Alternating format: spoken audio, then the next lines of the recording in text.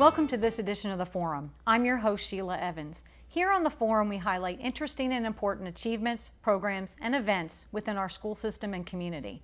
Today's show is no exception. Things get underway with Shemeka Shufford. She is the CTE teacher at Virgo Middle School and will tell us about the new STEM program they started this year. Then we meet with Alexandra, Lysik, and Thomas Murphy from the Thomas W. Murphy State Farm Agency. They have an exciting dog safety program, and we'll learn a little about it. And finally, Robin Hamilton, principal of Parsley Elementary, stops in the studio. She is the new Hanover County Schools Principal of the Year. We will learn a little about her and her role as school principal. It's another great edition of the Forum, so stick around. We'll get right back with our guests after this short break.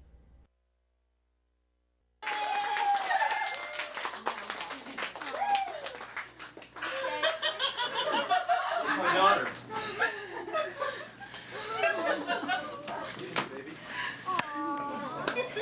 Come here.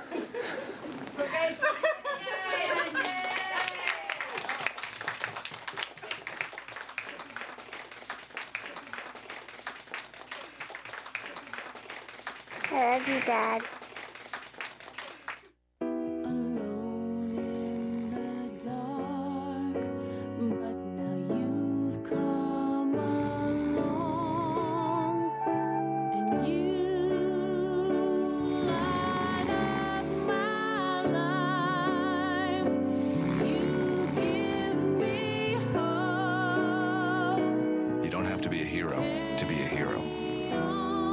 A child from foster care. Just being there makes all the difference.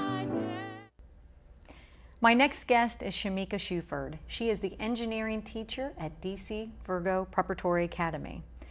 Shemeka, tell us what the STEM focus is, what STEM stands for, and then how the school decided to go in that direction. Okay, sure. Well, STEM is an acronym for science, technology, engineering, and math. Okay.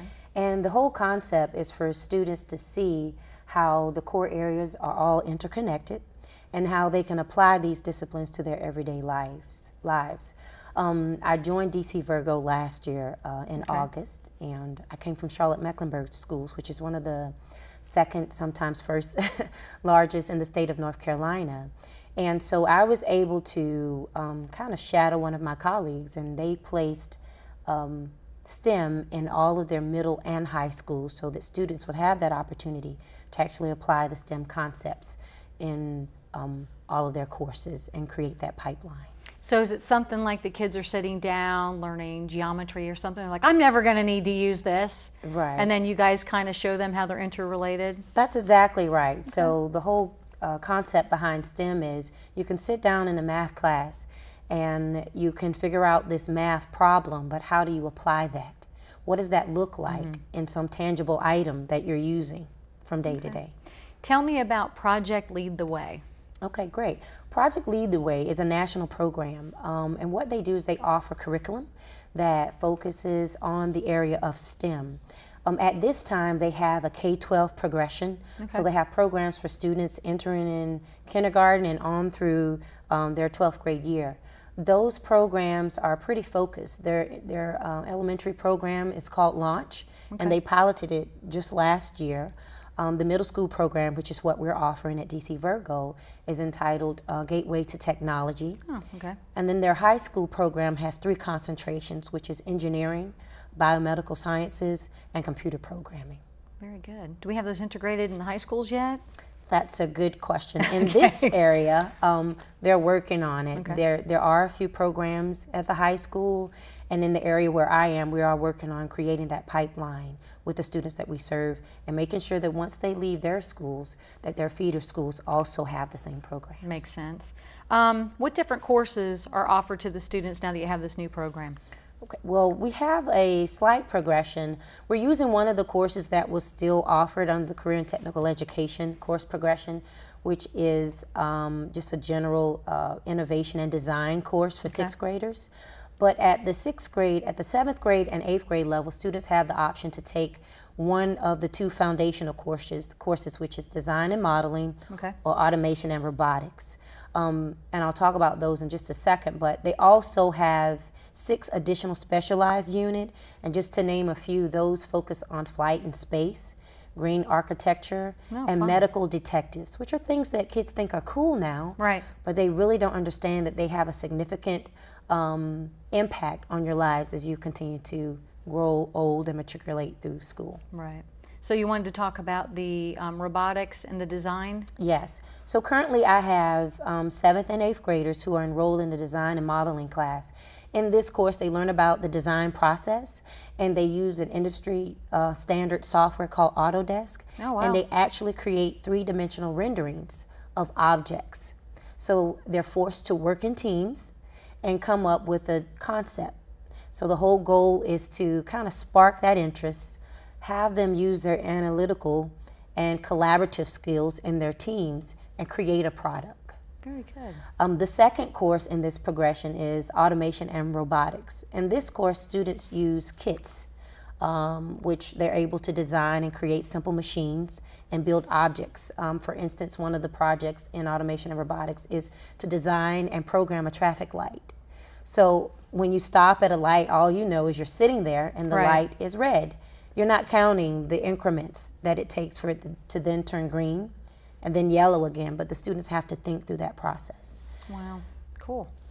Do you think that the working together in the team promotes, social and emotional growth amongst the kids? I think it is a great thing. If you read a lot of the literature, corporate America struggles with a lot of the students graduating from college now even, in that they lack social skills. They do not know how to communicate. And I'm going to use a term that people do not like to use, and that's that our kids now are digital natives. They like technology. It's LOL, it's OMG. And so even though that's a great way to communicate, it takes away from their social skills, like you and I sitting here and having a conversation. Right. And so I think it's a great opportunity for them to use their collaborative skills. It teaches them how to work through their differences, and it encourages them and empowers them, because once they gain that knowledge, they then have to apply that knowledge. And so they're empowered by their mode of learning. Tell us what a typical day looks like in your class. Well, I always tell people that my class is a fluid environment. Some of the technologies that we use allow us to get up and move around. And so they walk in and I have them do a critical thinking warm-up in which they have to observe, analyze, and then reflect on the thing that I've given them. Right. For instance, yesterday we did, they had to do one of those illusion images where they look at it and it's one thing, but it looks like something else. And so your reasoning skills are kicking in. Then after they do their warm-ups, they gather into their teams in which they're seated, and then they're able to work on their projects. In my class, I am a facilitator. I tell them, just like I tell my kids at home, they're 6 and 8, I am not gonna hold your hand. What I need for you to do is think through this process, take the instructions that I've given you, and you try to figure it out. Good. And only call me once you have taken a go at it and try to figure out this issue on your own as a team. Very good. And how do your classes kind of connect with the core? Well, one of the things that was very important to us as we tried to determine whether or what type of program we were going to offer is, what can we bring to this school that is an asset to our current initiatives? One of the things we know and we struggle with is we want to increase student performance in certain areas. Areas of math, areas of science, pretty much all of our core areas. The STEM field pretty much enhances learning that takes place in all the core areas. I'll give you an example. Yesterday, we did a project called a hoop glider, which is a simple airplane that you launch through the air. But in that project, we talked about design. We talked about the diameter of the circle that's on that project. We covered slope, which they cover in their classes. We talked about force, which they cover in science. Nice. So my class gives students, or STEM gives students, an opportunity to apply every concept that they use in their core classes. Great. Thank you, Ms. Shufford, for stopping by. Thanks for having me. And I'll be back in a few minutes, right after these messages.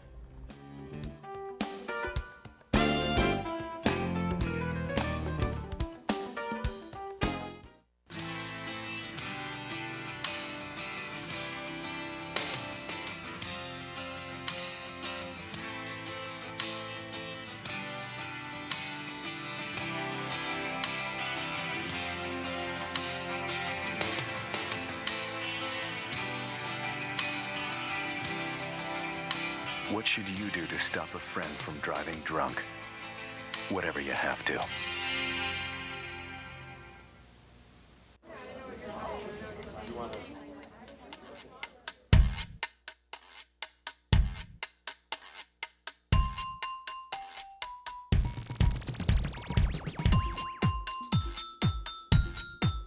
Express yourself.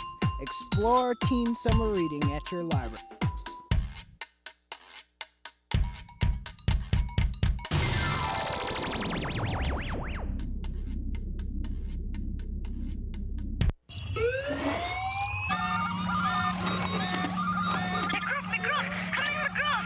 Hotline, McGruff here. We got trouble. Wendell's getting picked on. Come on, give it. Here's what you do. Step 1, walk over to Wendell. Step 2, put your arm around him. But I barely know him. That's okay. Now, step 3, walk away together. Let's go. Don't take on a bully. Take off with your friends. And remember, friendship beats bullies every time. For more information, go to mcgruff.org. I am joined by Alexandra Lysik and Thomas Murphy, both with the Thomas W. Murphy State Farm Agency. And they're here to talk to us about a dog presentation. Yeah.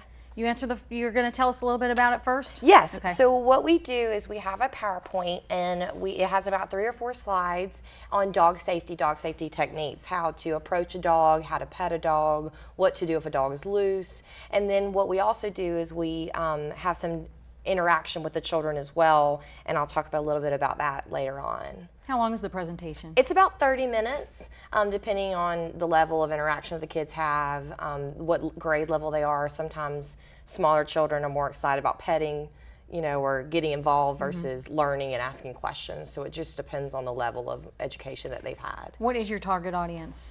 Target audience is kindergarten through probably 5th grade, Okay. Lower elementary, because that's the time where they don't have a lot of interaction or have a lot of knowledge on how to approach dogs, and they're more interested in puppies and playing with them than and not getting bit. That's what we're trying to teach them. Gotcha. Do you use an animal? You said that they want to pet the dog. Yes. So whose animal do you use? Well, we team up with the New Hanover County Animal Control. Oh, nice. So an officer comes with her particular dog. So of course, it's protected in the schools, and she brings her dog and demonstrates what I taught in the PowerPoint to the children, and then they have a little bit of playtime with the dog as well. How much fun is that? Yeah. Why do you feel like dog safety is important? There's a question for Thomas, I bet. As an insurance agent, the first thing you're talking to people about when they have homes and they rent homes is the liability factor that goes along with owning a dog and the responsibility and ownership of having a dog and what that means to you and your financial situation. Right. But more importantly, just the protection of children and how often children are where they're exposed to that and they're not knowing what to do. So if anything we can do to bring light and enlightenment on how to approach the dog is very, very beneficial to the kids. What do the students take away from the program? I think they learn a lot. I mean, they learn how to use it's a double team, so they learn about it and then they actually use it and they implement it during the technique with the children. So they'll practice it? So they'll practice it, I Very feel. good. They get to experience practicing it with a dog that's not going to attack them, or, they get that experience, and I think that helps a child and their learning capabilities as well. We also have a activity book that we use. Nice. And it's a coloring book, and so it's got all of the techniques that we also discuss as well in the book, and then it's got some do's and don'ts of dog safety as well. And then they also get a pencil as well during the presentation. Have you done the presentation yet? Yes. How did it go? It went awesome. It's so much fun. They get really into it. There's a lot of interaction. I've done it in a couple schools with teachers that I do know, but I love to do it again. It's always a lot of fun, and it's a nice thing that we can get into the schools and help participate in our community as well. What do you think the students think about the animal control officers coming in their uniforms with this dog? Well, I think it lends an experience for them. It also lends involvement in the government as well. What what New Hanover County can do for you, and I think the animal control part of it shows them that there are dogs that can be approached, and teaches them about dog training and dog adoption, and what they can do to help their fellow furry-legged animals. Very good. Do you own a dog? I do own a dog. What kind of dog do you have? I have a Boston Terrier. She is not great with kids, so I feel that also. So she doesn't come to the schools, No, she does not come to the schools. But you know, it teaches me too to. Because I do have a dog that is not friendly with children, it helps me teach them and teach myself how I can help other children not to be involved in an attack for their parents as well. Gotcha. And Thomas, you guys have a dog in the office, so to speak? We have a new family member to the Murphy family named But it comes to work, right? Comes to work twice on 2 occasions, and he's a big hit. He's little, about 1.5 pounds right now. Oh he's a Havanese Terrier, and we love him, little lap dog. How long have you had him? 3 weeks. Oh, very very new. tiny. We have a little baby. And I bet when you bring him to work, no work gets done. For a period of time, for a period of time, the ladies in the office enjoy chocolate chip. Yeah, There you little go. chippy. How do teachers sign up for this and such? There's 2 different ways. You can call the office and ask for me directly, and I'd be happy to set up a time. I always encourage at the end of the day because it does create such an excitement. It's a nice little end of the day adventure for the teachers to have a little break, and then they get to go home with something and take what they've learned in the coloring book. Or you can email me, and I think I've given you guys my email information. Okay. If you would like to be interested, I can send you the presentation as well. And then if you feel there's anything I should add or emphasize on, depending on what you're teaching in your classroom, I'm happy to do that. Gotcha. It can be edited based on age and education and what they're learning currently. Do you find many students are afraid? No, actually, it's rare. There are a couple students that do get afraid during the presentation, but I feel I always try and encourage them to interact with them during the second half and interact with the dog, because I think they might be afraid because they don't know what to do. So if they can demonstrate with a friendly dog what they've learned, I think it helps them overcome that fear sometimes. Do they generally bring maybe a medium-sized dog? She brings a yellow lab. Okay. And it's her personal dog. So, Gotcha. And we'd like to keep it to 2 presentations back to back, 30 minutes each, because the dog can get overwhelmed. So if there is going to be a large group, if you want to do like a whole entire 2nd grade, we'd like to split that into maybe 2 days so that dog doesn't get too much. Little too much attention. Yeah. Well, that's cool. I know that some kids are afraid of little dogs. My kids didn't particularly like little dogs because they grew up with labs, and you know they're just little enough to bite you. Yeah. My youngest daughter was bit twice. Oh my But she gosh. still likes dogs. Yeah. You know, so I don't know. Well, that's cool. Yeah, good. we definitely enjoy it. So we're glad that we can give back to our community in this way, and we can also emphasize safety among children with animals as well. It's a good idea. Thomas, anything else from you? Pat, besides the fact, thank you for having us here today. Sure. Yeah, sure. definitely. Great. All right, we'll be back in just a few minutes right after these messages.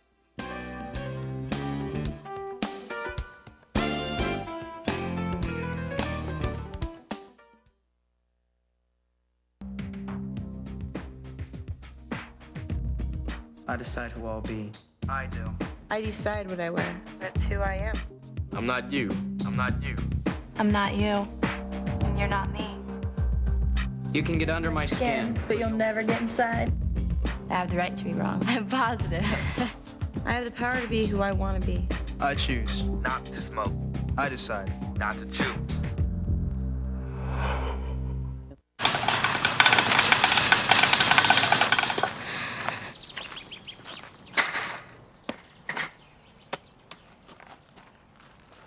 I'm the greatest hitter in the world!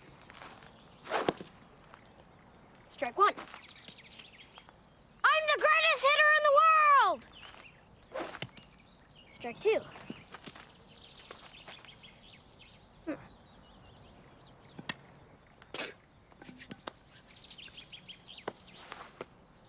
I'm the greatest hitter in the world!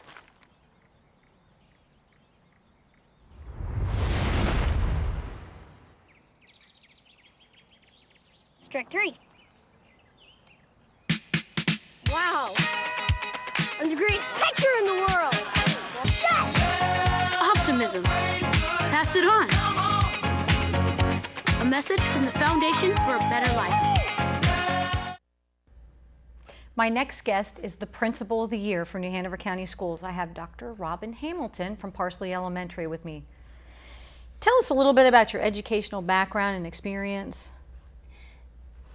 I got my undergraduate degree from Gardner-Webb University in Bowling Springs, Cleveland County, which is my hometown. And then after teaching in middle school and elementary school in Cleveland County for a few years, I got my master's in school administration from Gardner-Webb as well. And then once I moved to Wilmington, became an assistant principal at Sunset Park, then principal at Sunset Park, and then worked in human resources for several years until going to the principalship at Parsley in January of 2008. So you're back in your own building again. Back in my own building again, and then I just completed my doctorate from East Carolina University. Excellent. In December of 2013. Very good. Tell us about your passion about principalship. Well, the principalship is the best job in the world. At least it is for me. Okay. I feel like the principalship is, it's my mission, it's my gift, it's my calling. I love being the principal because you get to have a relationship with every family, every child, and you can really make a difference, whole picture in the lives of your community and the children that are in your building. And it's also great working with the teachers, and it's very exciting because you get to see all the teachers and all the great things that they do. True. And it's just exciting, just going from room to room every day and seeing all the great things that happen and the great things that teachers do every day in their classrooms that are often not seen by anyone except the children in their rooms. Very good. So it's just very exciting. Nice. What do you think the primary focus should be in a school? Teaching and learning, and keeping a focus on teaching and learning, and that can be very difficult. We're a captive audience and everyone wants to come have a program or do something special with your children, but really our primary focus is teaching and learning, and our focus is all the adults in the room, in the school, is to keep our conversations and our focus on the child, on the child's learning, and to treat this gift of time with children as just what it is, a gift of time, and to treat it with a sense of urgency so that we're not wasting any of their time that the children have with us, so that we can really help them learn and grow to their maximum potential. So you try to limit outside speakers and guests and that kind of thing? thing? We try to, when we do it, we try to align it with the curriculum and Makes to make sense. sure that it is aligned and it is supporting our curricular goals. How do you think parents can support their children in the schools? Well, one thing parents can do is make sure that they have consistency in their home with consistent bedtimes, consistent meal times, consistent wait times, consistent times to leave in the morning. Consistency provides structure for children, which makes them feel safe, it gives them predictability, and it just becomes a part of their routine. So that all makes it easier for the children every day to make sure their children are well fed, to make sure that they're at school early and on time, so that they have, none of us like being late, running late, and that sense that we feel sort of nervous and pressured because we were late. So to make sure that our children are there on time, to make sure that they're completing their homework and they have a nice structured place to complete their homework, to support and to have a positive attitude about schools and teachers and learning, because children will take on and own their parents' attitude and perception about things. So when parents can have a positive attitude about teaching and learning, and they can help children see that this is really their job and this is their gift of time to get to grow and be nurtured and developed, then the children will take that on and they'll come to school with a positive attitude about learning, and that's 9/10 of the battle. And another thing is for parents to make sure that they communicate frequently with the teachers, that they ask the teachers how they can help. Volunteering in the classrooms, the teachers always love parent volunteers. And when parents are in the classroom and they hear instruction and they sort of see the expectations, then that makes it a little easier for the parent to go home and have a better understanding as well about what the objectives are and what we're learning and how the teacher's teaching it, so they can better support their child academically at home as well. So you have a good deal of parent volunteers in the school? We have a great deal of parent volunteers. We're so blessed with that. At Parsley particularly, we could not do what we do without our wonderful parent volunteers and our PTA. And there are great parent volunteers in lots of our schools, and there are some communities in our schools in New Hanover County that have more parent volunteers than others. And so I would encourage everyone in the community who are looking for volunteer opportunities to contact the principals and let them know their interest in volunteering and help. It's a great way to give back to the community, and it's so intrinsically satisfying. Great. Tell us about, you recently Got your doctorate. I did. Tell us about your dissertation. Well, it was a comparative case study of kindergarten transition practices and the impact that kindergarten transition practices can have on reading achievement in kindergarten. And my study and one other study back in 2005 shows a relationship between kindergarten transition practices and reading achievement in kindergarten. And of course, if the better reader you are in kindergarten, the more likely you are to be on a trajectory for a positive academic success in the future. So kindergarten transition practices and schools intentionally implementing that can help put children on a track for academic success. Some examples of kindergarten transition practices could be home visits in the summer, phone calls, sibling placements where your younger child gets placed with the same kindergarten teacher that the older child had because there's already a relationship established between the home and the school with that teacher. Kindergarten play dates, open house, enrolling your children during enrollment season in February so that the school already has your contact information and can go ahead and start communicating with you prior to the school year. Phone calls, parent conferences, curriculum nights, things of that nature are all kindergarten transition practices. Do you do a kindergarten open house like in the spring before they come in August? At Parsley, we do one in June where we meet with the parents and the children. I like that better, frankly. Yeah. This is the beginning of the summer. At the end of the summer, you know, you'll be coming in the doorway with your book bag. Exactly. Cool. And we're able to go ahead and tell them some routines and some things to put in place over the summer. The children go spend time with the teachers in the classrooms, do a little project in June while we meet with the parents in the multipurpose room. Nice. And it is a nice transition and it makes them feel a little more comfortable before just showing up in August. Very good. Well, Dr. Hamilton, congratulations on your doctorate and Principal of the Year. Thank you, thank you. And we'll be back in a few minutes right after these messages.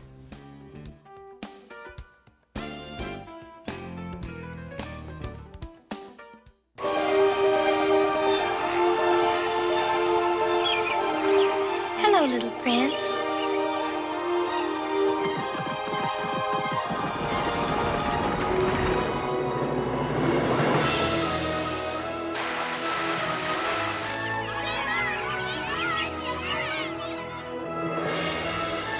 Mother, what we gonna do today? Only you can prevent wildfires. We are different. Society should aspire to be more like us. Be part of the first class. Get energized. Get outside. Hold on, guys. It's gonna get bumpy. And get moving. Experience the power of physical activity.